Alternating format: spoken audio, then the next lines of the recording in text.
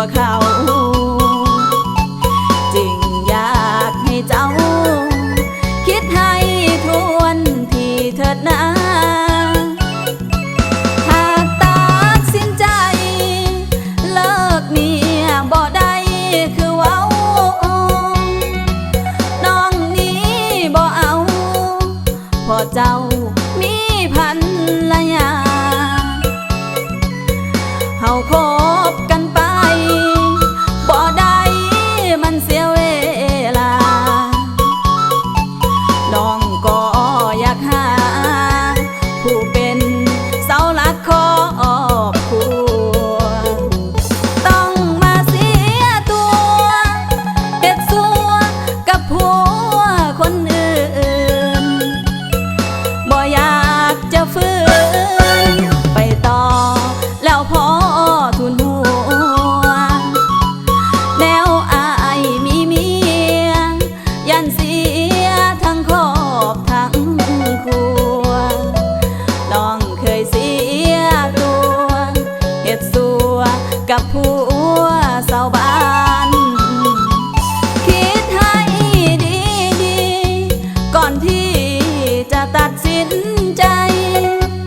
เลิกเมียไอ้ได้เมื่อใดจึงให้กลับมาหานางหากจริงหวังแต่งบอกแกงผัวเขาคือหลังเส้นใบหย่า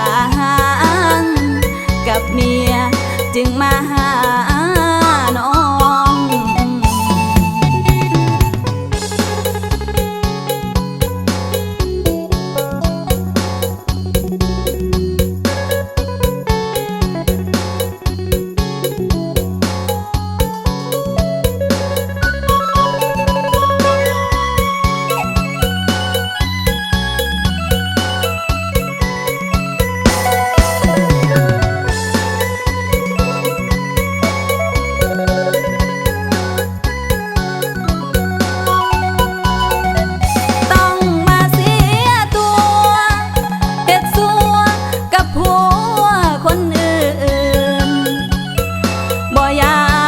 ฟื้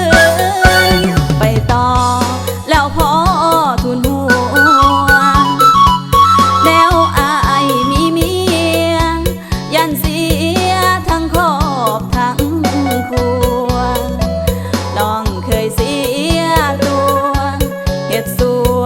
กับผัวเสาบ้าน